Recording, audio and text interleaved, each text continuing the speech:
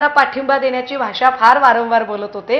एवढं वाटत होतं आशिष शेलारांना प्रेम, तर मी लढत नाही बाबा ही जागा, मी माझी सुद्धा ताकद सगळी अमित ठाकरेंच्या पाठीशी लावतो असं म्हणत त्यांनी का बरं तिथे अमित ठाकरेंना उभं केलं नसेल, हा एक भाग।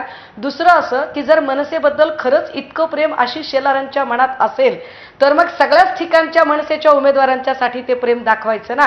एका राजपुत्रासाठी तुम्ही ते प्रेम दाखवाल आणि सैनिकासाठी तुम्ही ते प्रेम दाखवणार नाहीत, याचा अर्थ तुम्ही पुन्हा एकदा तुम्ही भांडवलवादी विचार करणारे लोक आहात।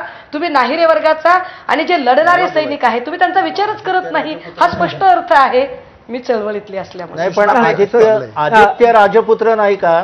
आणि एकमेव मला बोलायचंय, मला खूप हसू येते, मला बोलायचंय, मला राजू खांडेकर मला मला बोलायचंय।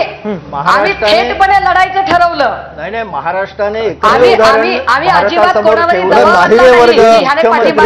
मला बोलायचंय, जरा मला बोलायचंय। नाही, मुख्यमंत्री राज ठाकरे जसे उंबरे झिजवत होते, मंत्रिमंडळात राज ठाकरे जसे उंबरे झिजवत होते तसे आम्ही उंबरे नाही झिजवले किंवा मला जरा बोलायला देताय का? आम्ही दबाव नाही आणला। आम्ही स्पष्टपणे सांगितलं की काय तुम्हाला ज्याला उभं करायचंय त्याला करा। देशपांडेला करा,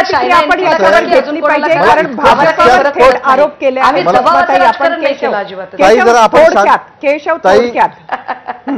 काय चाललंय ताई, जरा ऐकून घ्या आता अगदी थोडक्यामध्ये। किती हास्यास्पद आपण बोलतो, नाहिरे वर्ग